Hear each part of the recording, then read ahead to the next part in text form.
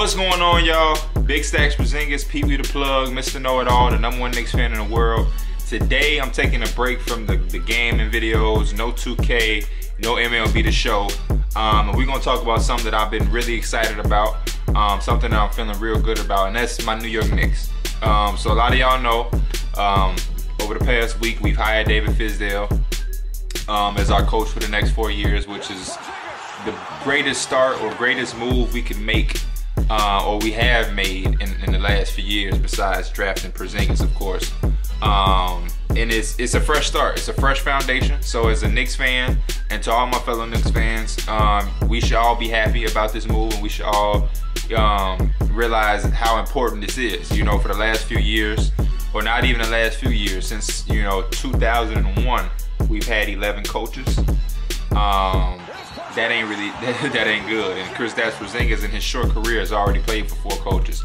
So this is one of the biggest pieces that we're going to need to be a competing or competitive team moving forward. Every good team that you look around in the league, they've all had the stability of a star player and a good coach. Whether it's the Spurs, they've always had Popovich and Duncan and Kawhi. They always had a great coach and a star player. If you look at the Heat, Spoelstra's been there. Seems like for the last, at least for the last 7-8 years, and they've been successful since then. You know, we can even look at the Warriors now. Kerr he's going to be there for the next few years. They found him. He's not going anywhere. Brad Stevens ain't gonna be going nowhere. So every good situation has a stable coach. Even the Hawks and Budenholzer, they wasn't a championship team or nothing like that, but they were a perennial playoff team consistently. And he was there for that staple. So every good team needs that coach. We cannot have every 2 years a new coach. That's the recipe for disaster and failure, which we've seen for the last few years. So I think the main thing for us was to get away from Phil Jackson. That was the main thing, the main first thing. We did that, check that off the box. Then it was to go out and replace him, which we had did, with Scott Perry and Steve Mills. And then it was to get away from Hornacek. You know, Hornacek is not a bad coach in my opinion, which he showed in Phoenix. That team that he had in Phoenix was not as good as they were on paper, but he was able to get them to play very good, and they almost won 50 games and still missed the playoffs because that's how good the West is. But he did have that team very, very, very, very good. I just think that in New York, we didn't really give him a chance. He came into an odd situation. The only good thing about the New York situation was that you had Kristaps Porzingis. But as far as Melo aging, and then Phil Jackson kind of come in and doing all of these questionable moves and just making the entire organization awkward because of his thing with Carmelo Anthony. Then he went out and gave that money to Joakim Noah. So all of these things made it very difficult for Hornacek to succeed. And on top of that, for Derek Fisher and Jeff Hornacek, they never had the chance to run their offense and be their type of coaches.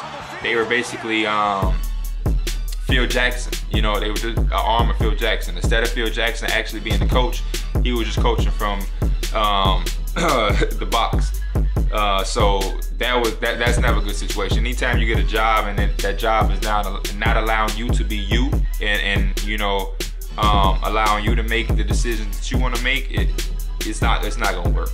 It's not gonna work. And to me, I don't know what coach would want that opportunity, because that's kind of like disrespectful. In my eyes, it's disrespectful. You know, if you don't think I'm good enough to run this team the way I want to, then why are you hiring me? You know what I mean? And I don't feel like that was ever gonna work. So I'm glad we got past Phil Jackson. And now we have a credible guy. We got a guy that's a player's coach. I know he bumped heads with Marc Gasol, but that's Marc Gasol's prerogative. I don't, you know what I mean? I really can't fault Fizdale for that.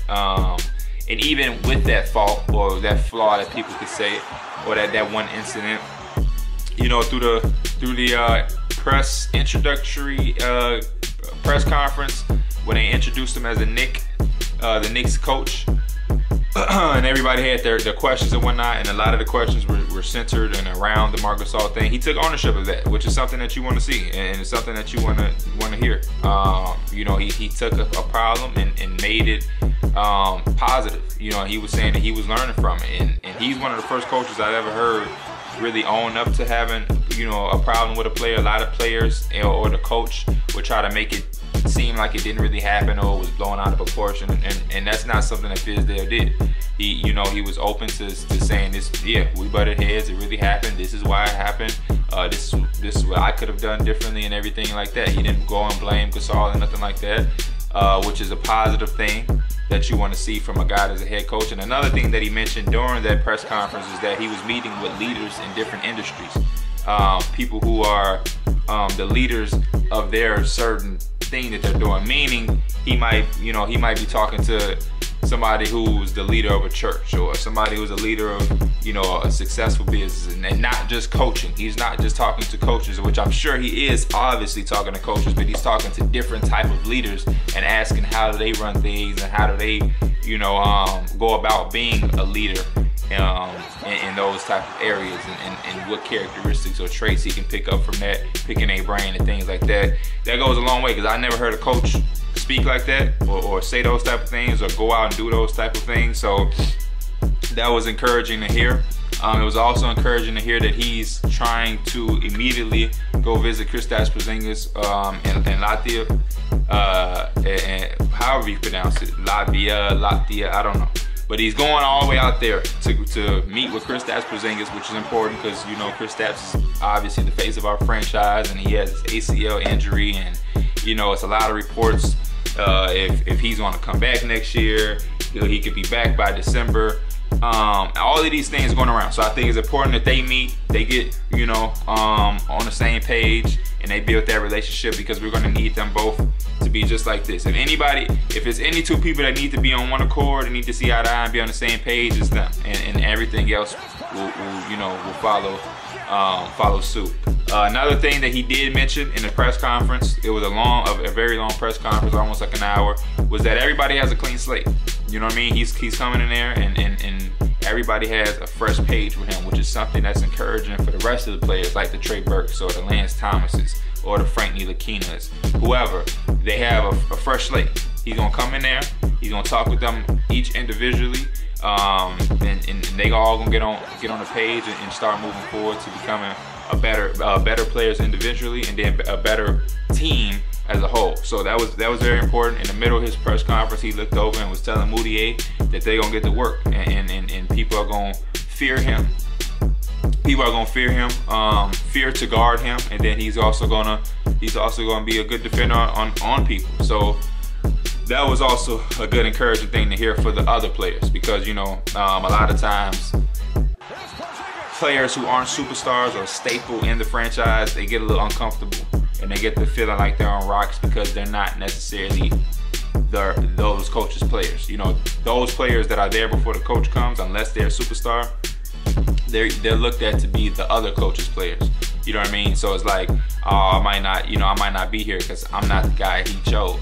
So, you know, it gets the feeling, you know, like I said, players get the feeling a little wobbly or whatever, you uncomfortable, or the confidence gets shook because a new guy is coming in who's not necessarily, he didn't necessarily pick them or go out and get them. So they, you know, they feel a little uncomfortable with that. So him saying that was important for them, and for them to show up to that press conference was important. You know, some people gonna call it ass kissing, I don't know, but, you know, it's important to establish that chemistry and that connect as soon as you can. And I think you don't get a second time at a first impression, so that was good to see. You know, he spoke about Frank Ntilikina and how he likes that Frank Ntilikina is a competitor. He has a competitive fire and drive in him. He feels like he can be a great two-way player. He can spot up and shoot as long as he keeps his feet set and always ready to shoot the ball. He'll be able to do that. And of course, he thinks he can, you know, be, you know, a great defender with his long arms and his willingness to defend. And I agree on all those aspects. Then when he got to talking about Kristaps Porzingis in detail, you know, he was speaking about him being a megastar, an MVP caliber player, or possible MVP winner, a defensive player of the year caliber player, or possibly being a defensive player of the year. So all those things is good and refreshing to hear, and it brings hope to a fan base, like I said, for the last, I almost said 10 years, but it's pushing towards 20. You know, most of my life, since, you know, probably like 1999 when we did go to the finals. it's been downhill. It's been a disaster. 11 coaches since 2001. We had Phil Jackson come in and do a lot of questionable things and basically kind of rob the franchise. Come in, he got his money, and then kind of did whatever it took for him to get fired or to be removed from that situation. James Dolan hasn't always been the best owner, you know, and has caused a lot of drama outside of the team. You know, it's tough, but I feel like we are finally in a place where we're about to experience some growth finally, on a realistic level, instead of us dreaming that LeBron is gonna come one day and save our team, which is so far-fetched, especially now when you have Kristaps Porzingis, you know, out, and then you got some guys saying he won't even play next year. Some guys saying he'll be back as early as December. LeBron James is entering the Eastern Conference Finals again. You know, it's very hard to picture LeBron James leaving and coming to New York with all of this shit going on. So realistically, you know, because a lot of, you know, Knicks fans, we can dream and get the, you know, hoping for, you know, shit that's out of this world. But realistically, we finally in a position where I think we can finally see some growth. The next couple of days are going to be important for us to see what draft pick we get, because that'll mean a lot. If we can sneak our asses up in the top 5, maybe we can, you know, go and get a Kawhi Leonard from the Spurs. You know what I mean? That's more realistic and reasonable than to think that LeBron James is going to leave a team that he's led to the championship for the past 5 years. He's going to leave that to come to our team where Porzingis is hurt. Or if we don't even trade our pick, if we can just get a nice solid pick to make a nice solid draft pick to help our team, you know, then that'll be good just as well. We got a lot of things that we got to take care of in this offseason. You know, Cantor, you know, Fizdale was asked about Joe Kim, and they communicated, and he said that, you know, he's going to coach whoever they put in front of him. So that's really up to management, is basically what he was saying about that situation and how they feel about that. You know, we got to figure out a way to you know, make this Tim Hardaway contract work, with either getting him to play up to the contract or to get him out of there, you know. So that's gonna be interesting to see. And then, you know, Courtney Lee's on a pretty good contract, and he's a little bit older, so it's gonna be interesting to see what they do there. Kyle O'Quinn, they're gonna have to pay him and contract negotiate with that guy. Same thing with Michael Beasley. So it's a lot going on, but the most important thing that's happening is that we have our coach. Our best player, our star player, is hurt, but he's recovering. Even though it's all of these stories, you got Clyde Frazier saying one thing, you got James Dolan saying another, and you got Porzingis saying another thing. So the thing is about this Porzingis thing, and I'm going to speak on this too, because a lot of people are talking about this and running off with things that they're being heard said. The thing people are saying why he might not play entirely next year is because they're saying by the time that he comes and can be able to play in like December, kind of like Zach LaVine with the Bulls, they're saying there's going to be no reason to play him. They're saying the Knicks they're going to be done by the time they even get to Christmas, as far as, you know, possibly making the playoffs or anything like that. So they're saying if the Knicks are done, the Knicks are terrible by the time Christmas comes, there's no reason to even put him out there. You know, there's just no reason. What is he playing for? That's what a lot of people are saying, and why they're predicting that he might not even play.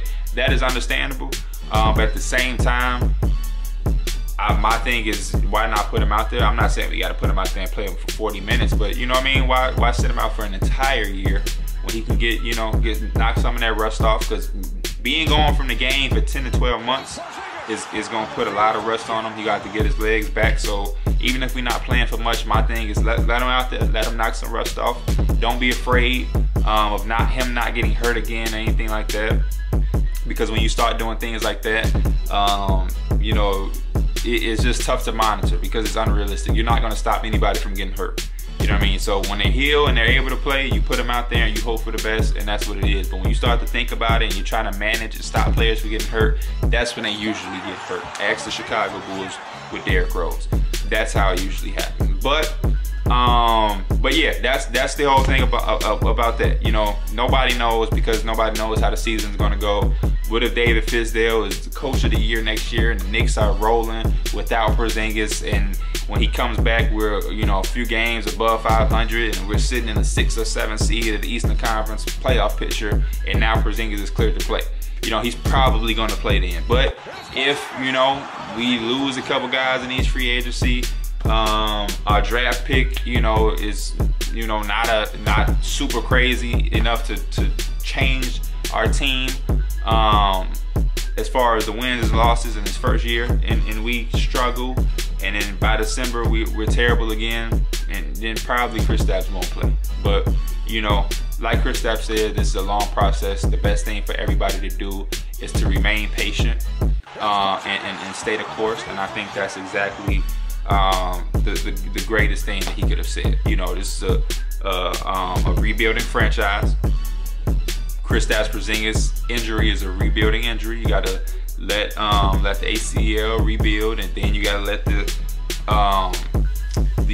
foundation of his body rebuild, because now, since he's not on his legs as much, he's gonna lose muscle and lose his legs a little bit, so he's gonna have to rebuild, you know, his lower half after he recovers fully from his injury. And then during that process, he's also gonna get his entire body strong and continue to work and be a better basketball player, because that's his whole thing. He said he wanted to return not just healthy, but even a better basketball player. And I think this can help. You know, I think ACL injuries, they're not all, you know, it's not always the Derrick Rose case when a person does this.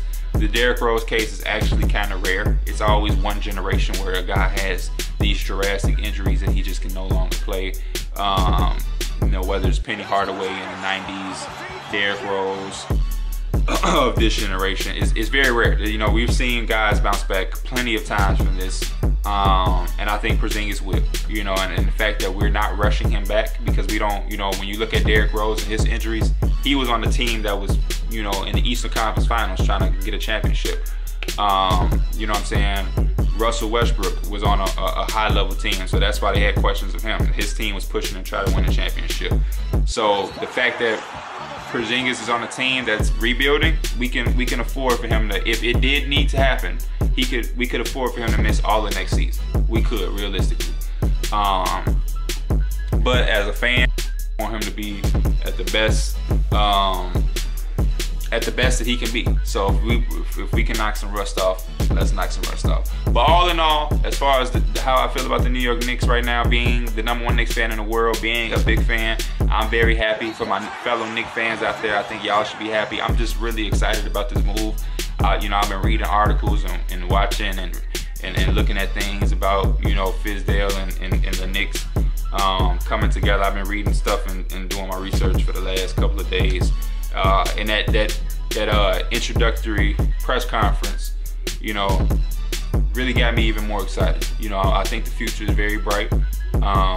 I think there's work to be done. Don't get me misunderstood. You know, I know we're not like the Boston Celtics or the Philadelphia 76ers yet. We don't have our established foundation, but I think that we're working towards that, and I think we realistically have a chance to get there. Like I said, we already have Porzingis, who, even though he's hurt, you know, he's still one of the best rising players in the game.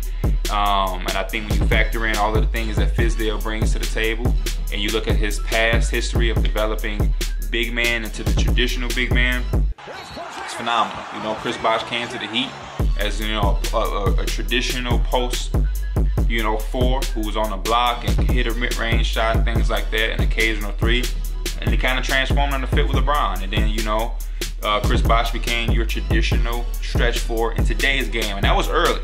You know, Fizdale made that transition and developed that early before it became, like, you look around the league now, everybody's a stretch 4. Everybody's trying to shoot threes. Everybody is trying to space the floor. Fizdale did that, you know, as soon as LeBron joined the Cavs, which, you know, when LeBron joined the Cavs, that wasn't, you know, the state of the NBA. It wasn't all about pace and space. So you can say he was one of the pioneers of doing that. And the fact that he did it with such a star player like Chris Bosh, you know, says a lot, because it's hard to have a star player, a guy that was an MVP candidate, a perennial all-star, you know, the face of a franchise, to get him and then to make him buy into changing his game.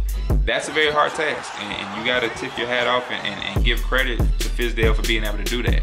And then even with Marc Gasol, I know that they bumped heads because Marc Gasol, you know, was let down when they had to get rid of Zach Randolph and Tony Allen. For some reason, he thought that they should continue to use that team and be average and not go in a different direction, which is understandable. Those are, you know, his teammates, and they probably became family over the course of years. But NBA is a business. That team wasn't working, and they tried to modernize the Grizzlies because they were still playing that 04 type of basketball with 2 bigs and Tony Allen can't space the floor. And so then you bring in this new coach who's all about spacing the floor and trying to get a modern offense.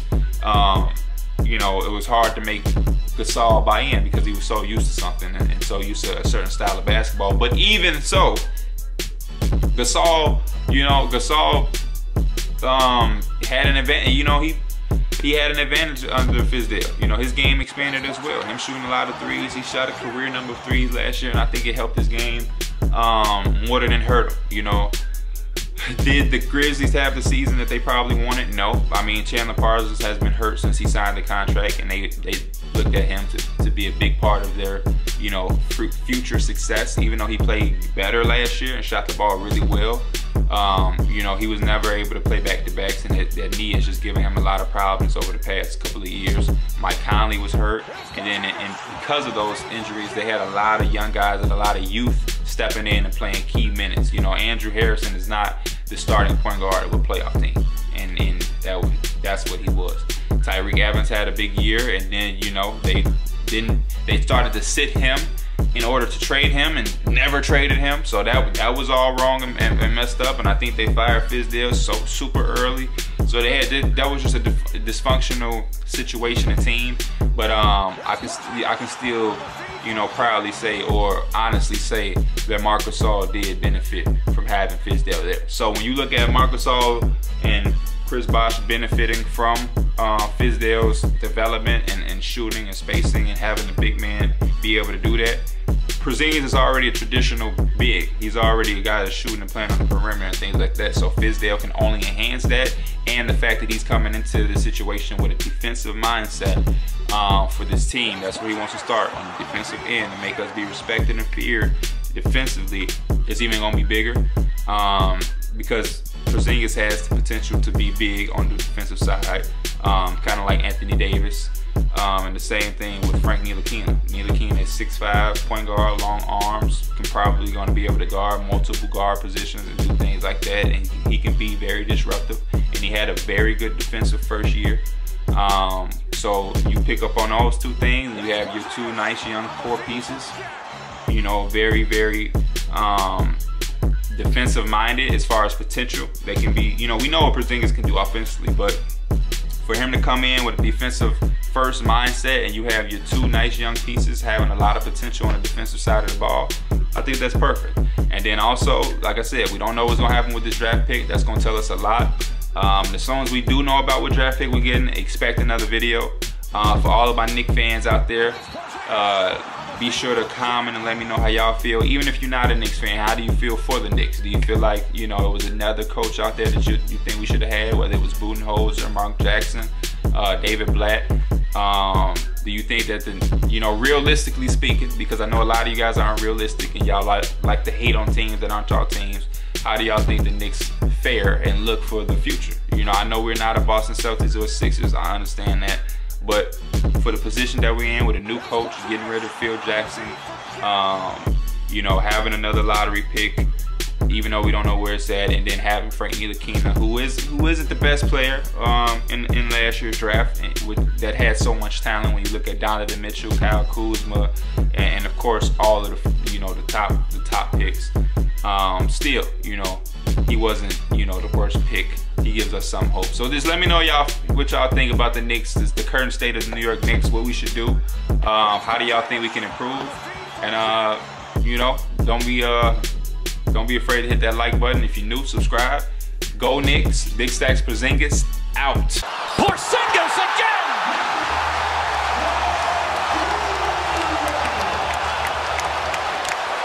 That brought the crowd to their feet.